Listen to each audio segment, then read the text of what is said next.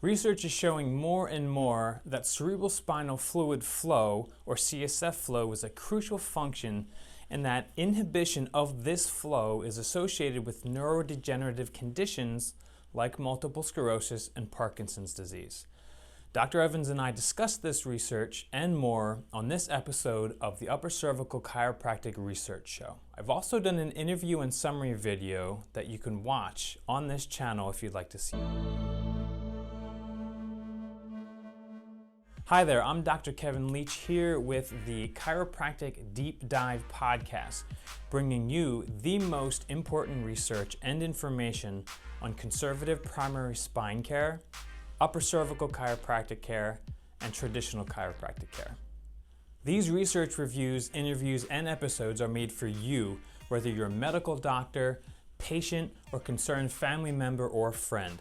The goal of these shows is to bring awareness of the importance of taking care of our spine and the impact it has on our health and the hundreds of different health conditions it could cause without us realizing it. I'm really trying to bring value with these, so I'd appreciate commenting on the videos, hitting the like button, and sharing them with as many people as you can. You never know who might need to see it. And consider subscribing to the channel so you can see all the other episodes and videos coming out. Thank you so much. I truly appreciate your support. Now on to the show. I am Dr. Kevin Leach. I am here once again with Dr. Tyler Evans. How are you, sir? Good to see you, sir. Good to see you as always, my friend. So this episode's research review is titled Cerebral Fluid Stasis and Its Clinical Significance by James Whedon and Donald Glassey, two chiropractors, and this is published in Alternative Therapy Health Medicine. So, Dr. Evans, typically what you do is give us a little overview, but I think what I'm going to do is read the abstract, and then we can kind of get into it from there. Sound good? Sounds good. All right. So the abstract says, we hypothesize that stasis of the cerebrospinal fluid, CSF, occurs commonly and is detrimental to health. Physiologic factors affecting the normal circulation of CSF include cardiovascular, respiratory, and vasomotor influences.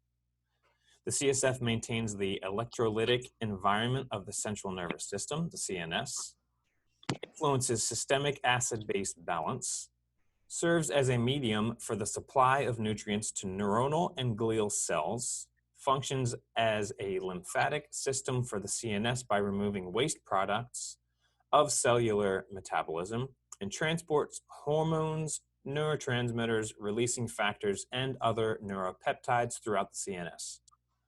Physiologic impedance or cessation of CSF flow may occur commonly in the absence of degenerative changes or pathology and may compromise the normal physiological functions of the CSF. CSF appears to be particularly prone to stasis within the spinal canal. CSF stasis may be associated with adverse mechanical cord tension, vertebral subluxation syndrome, reduced cranial rhythmic impulse, and restricted respiratory function. Increased sympathetic tone, facilitated spinal segments, dural tension, and decreased CSF flow have been described as closely related aspects of an overall pattern of structural and energetic dysfunction in the axial skeleton and CNS. Therapies directed at affecting CSF flow include osteopathic care, especially cranial manipulation, craniosacral therapy, chiropractic adjustment of the spine and cranium, network care, formerly network chiropractic, massage therapy, including lymphatic drainage techniques, yoga, therapeutic breath work, and cerebrospinal fluid technique. Further investigation into the nature and causation of CSF stasis, its potential effects upon human health, and effective therapies for its correction is warranted. All right. Woo! Doctor, yeah, it's a mouthful. So, what, Dr. Evans, give us your thoughts and what this paper is trying to do, problems it's trying to address, awareness it's trying to create. Yeah, so I think we've talked about before how the CCJ, the craniocervical junction, is a or was up until probably about 5 to 10 years ago, was kind of a black hole in the medical literature.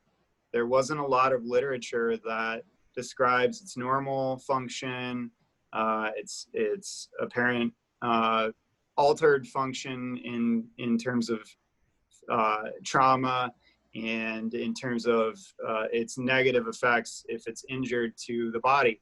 Now, CSF kind of also sits in that same area where I think it was 1927, Dr. Cushing. Cushing was actually a really interesting guy.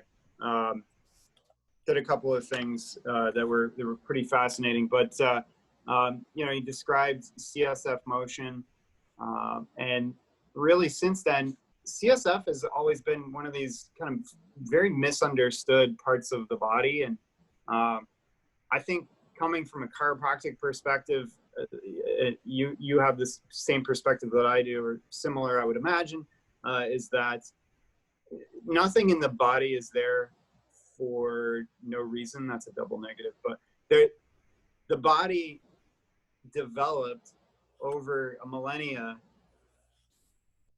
tissue and systems to support it in normal life from start to finish. And if a system wasn't necessary, it would eliminate that. Maybe it wouldn't do it immediately, but it would do it fairly quickly. And obviously the CSF lays across the brain.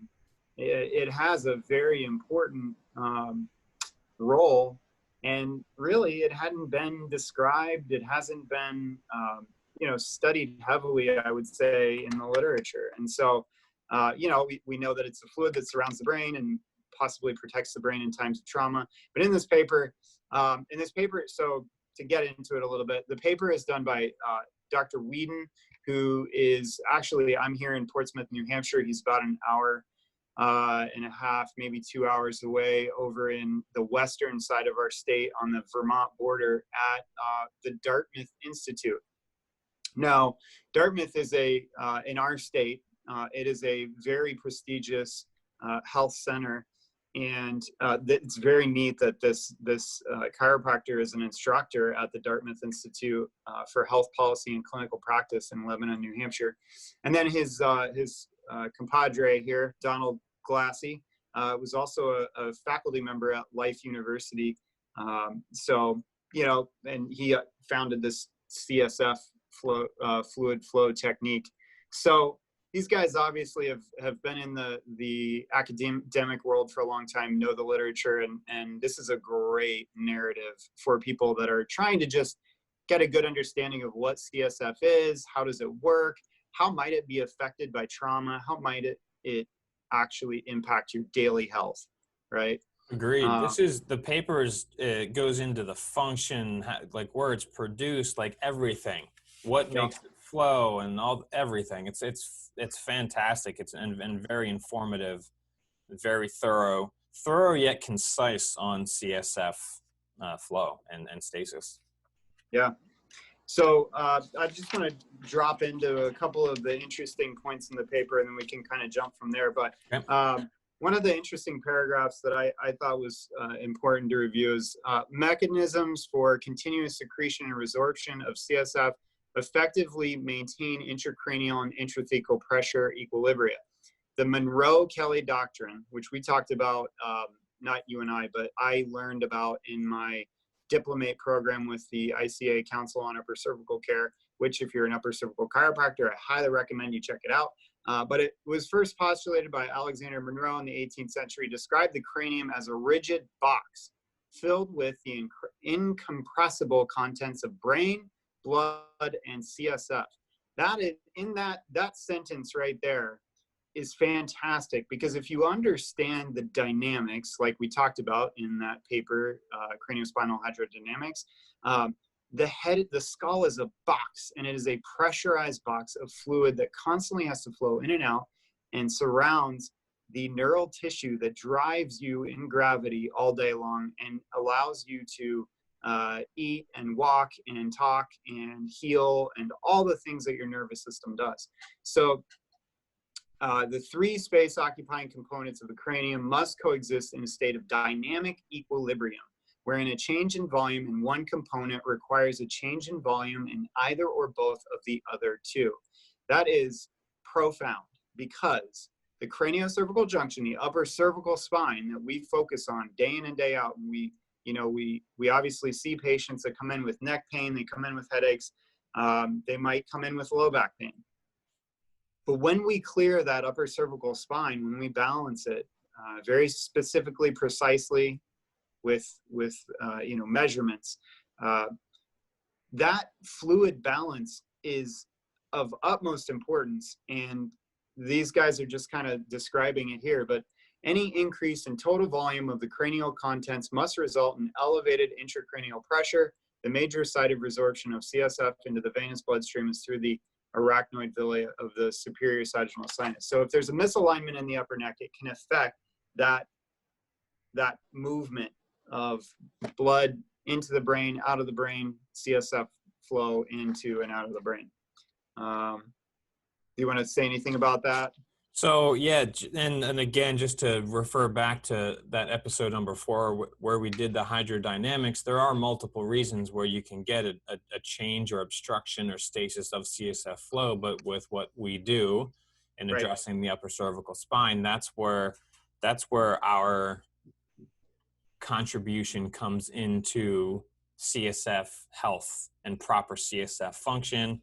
And I imagine that's where the authors are considering they are chiropractors.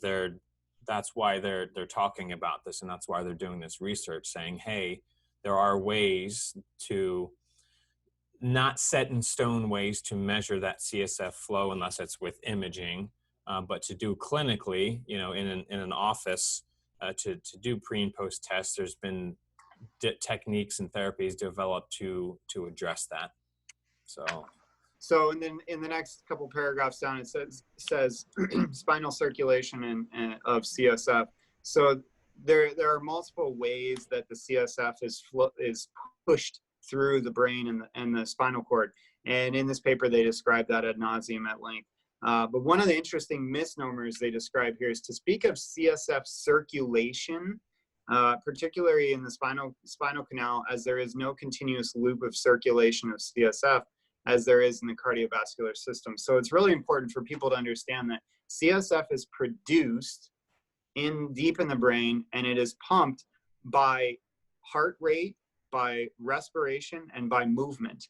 And so that's how the fluid moves. And if you don't have the pathway clear, it can get stuck, right? And so it's important for you to understand that there's not just something pumping it through your brain. What pumps it through your brain is movement, which is one reason why movement is key to life. If you don't move, you rust. And literally, if you don't move, dementia and neurodegenerative disorders are usually sure to follow at a later age and stage in life. So, it's just really kind of outlining the importance of the CSF flow, and that it is flow, not circulation. Centrifugal forces appear to propel the CSF flow toward the convexities of the lumbar, thoracic, and cervical curves.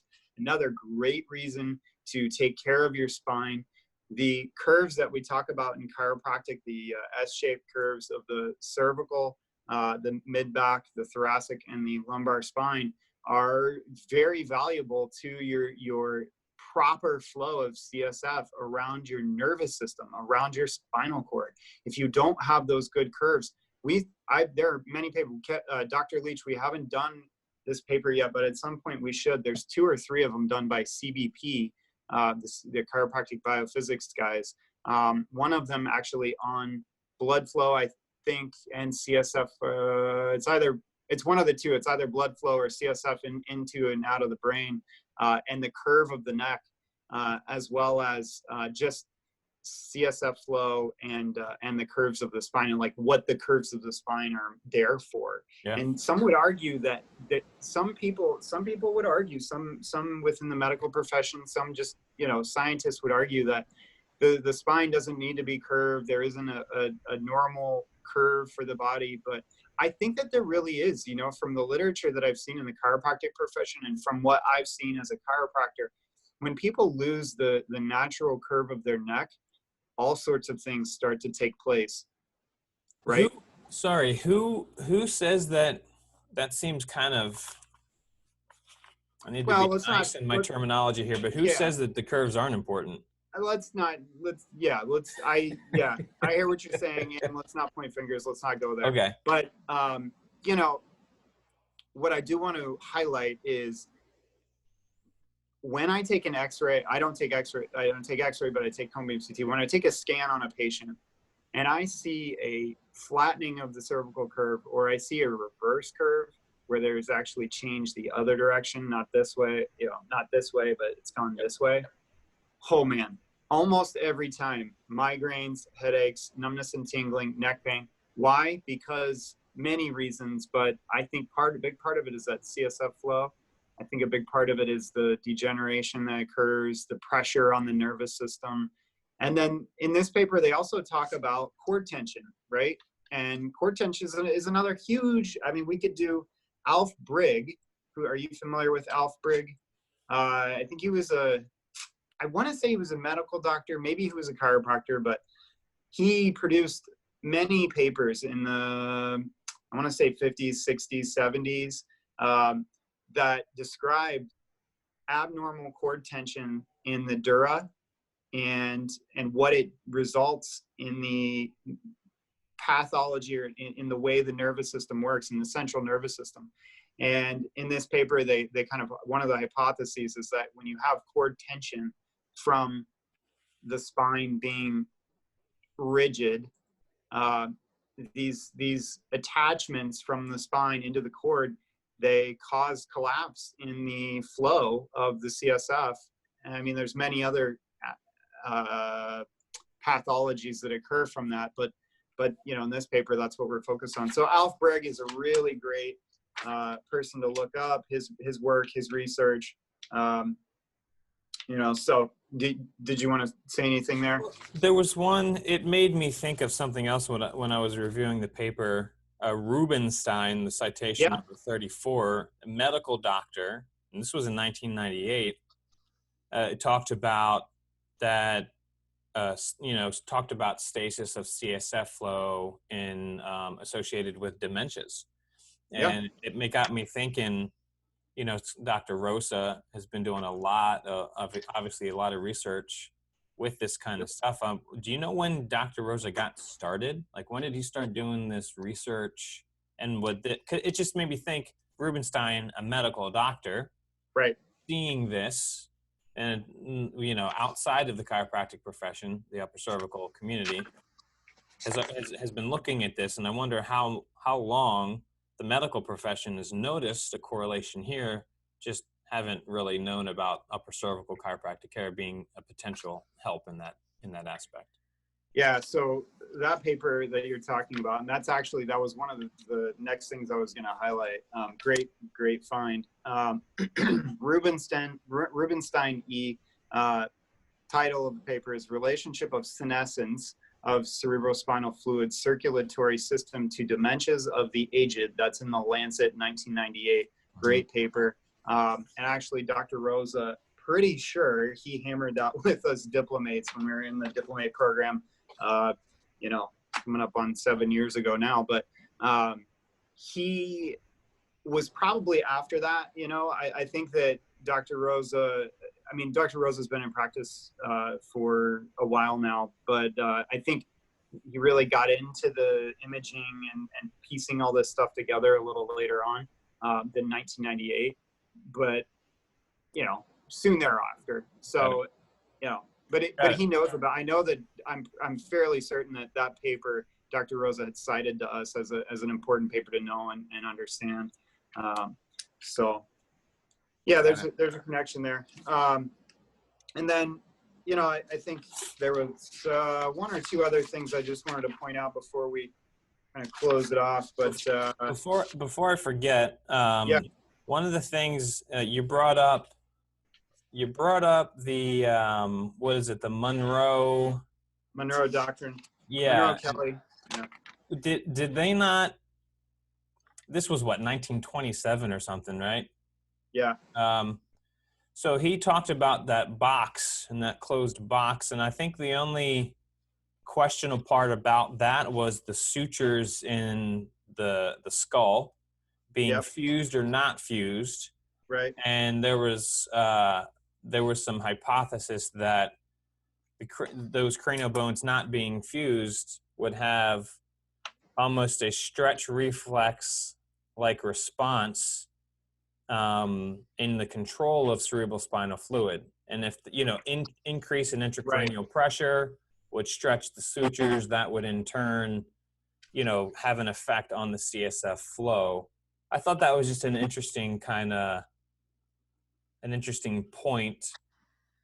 that maybe in 1927 they still thought, and it's still actually controversial today whether the sutures are actually ossified, or if there's actually movement. And there are therapies directly related and to treating the sutures of the skull, which some of my patients that have had it done, they speak highly of it. So it's anyway, I just thought that was an interesting point.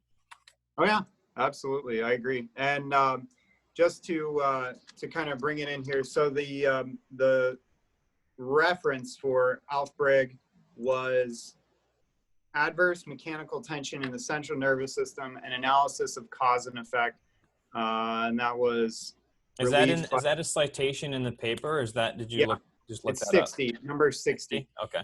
Yeah, that was in New York, 1978. Relief by functional neurosurgery. So anyways, great guy. I mean, he did a lot for the upper cervical profession, I believe. Nice. And I'm pretty sure he was an MD, but I could be wrong. I think he was a neurosurgeon, but okay. Anyways. So lastly here, I just wanted to, look at the conclusion real quick. And in the paper, they talk about a lot of different therapies to help with, the problems in CSF stasis, right? So the whole title of the paper is when the cerebrospinal fluid slows down or stops, there are negative consequences. How do we get that moving? How do we get that more normal physiology? How do we get that fluid flowing? And there are many different ways to do it, but this was done in 2009, right before Dr. Rosa had produced his research. And so I would hope that if this paper was done today, that there would be a lot of citations from the upper cervical profession, just because Dr. Rosa has done a ton on pre and post changes in cine MRI, so movement MRI over time, where you see eddies and you see backflows in CSF flow, and that's pre-correction to the craniocervical junction, and then post, you see these dramatic, vast changes in the way the CSF flows. And those are, one book that those are in the craniocervical syndrome and MRI. There was that one. He also did the paper that we just talked about a little bit ago, the previous one, the number 7 video that we did.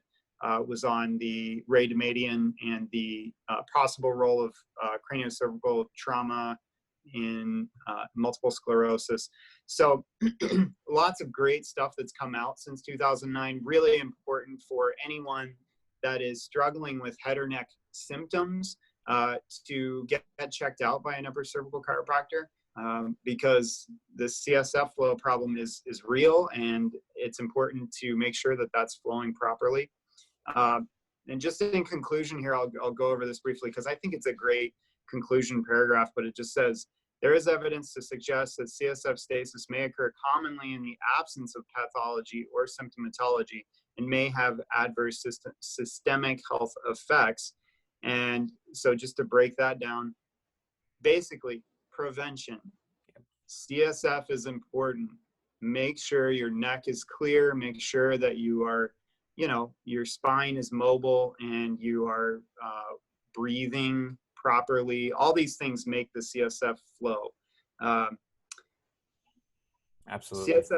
CSF stasis may be associated with adverse mechanical cord tension, right? So there's Alfbrigg. And then vertebral subluxation syndrome, that's what we do. It's chiropractic. Reduced cranial rhythmic impulse and restricted respiratory function. Those are things that would restrict that CSF flow. Various structural and energetic therapies may have effect of enhancing CSF flow, but little is known about their mechanism of action and effectiveness in this regard. Again, Dr. Rose has done his research since this paper, so there's a lot of good stuff out there now. Further investigation into the nature and causation of CSF stasis, its effects upon human health, and effective therapies for its correction is warranted. So upper cervical might be a good direction to look. Absolutely. And, that's a huge point. And I wanted to bring up a real quick point, just to bring a little bit more value to people. This can't replace upper cervical chiropractic in regards to getting the craniocervical junction aligned. That's a piece that a provider needs to do. However, things like yoga and breath work, and just like you said before, movement, these are free, right? These are free things that people can do on a daily basis to help that. So if you have MS, or if you have something, share this video, share this information, but also they can go on YouTube and look at breath work. They can do yoga poses on a mat in their living room, right? Obviously, make sure you're cleared by a health provider, etc. However, these things you can do on your own, and they're free and they're highly beneficial. I recommend yoga to all my patients. Not only for just spinal health and getting range of motion and keeping limber and how healthy that is for the spine, but now we know even more of that movement with the cerebral spinal fluid flow, et cetera. So yoga, you don't look at yoga as a religion and all that kind of stuff. Yeah, there's a lot of spiritual stuff involved with that. And if you're into that, fine, whatever you want to do. But the movements of yoga and the breathing of yoga are they're highly, highly beneficial that you can do on your own. So I just wanted to point that out for people listening, that they can do that on their own. Yeah. Cool. I mean, we're talking about brain health, right? Yeah. It's not just back pain or neck pain. Yeah. It's brain health. Absolutely. Because that's what the CSF does. It protects your brain. It takes nutrients to the brain. It takes toxins away. It protects the tissue. It's very, very important. Absolutely. Any other takeaways or any other high notes for the paper here? I don't think so. Awesome. Well, I'll link the paper, as I always do, in the description below for anybody who wants to read it. I think it's for the average person, it might not be the most interesting read, but healthcare providers and professionals out there that want to learn a little bit more, it's phenomenal to get a good, more of a baseline, and just to get more of an understanding about how upper cervical care can affect the CSF and how important it is, and yeah. So anything else? Well, I just thought of this too. Yeah. Upright MRI. If you want to investigate the CSF flow, upright MRI is the best way to do that. The cine upright MRI studies over time the fluid flow in and out of the brain. So another ad for Phonar MRI. Yeah, but absolutely. I'll put a link to the Phonar site as well in the description, so people can look into that as well. Yeah. Awesome. Okay, my friend, thank you so much for your time once again, and we'll see you next time. See you soon. Awesome. Hey, that's it for this episode. So what did you learn that fascinated you or surprised you about the research today? Join or start the conversation in the comments below. Hey, thanks so much for watching. To watch more of our research shows, click or tap the screen right there. To subscribe to the channel, click or tap the screen right there. Until next time, I'm Dr. Kevin Leach with the Upper Cervical Chiropractic Research Show, bringing awareness to conservative primary spine care, upper cervical chiropractic care, and traditional chiropractic. Until next time, take care and take care of your spine. It's the only one you'll ever have.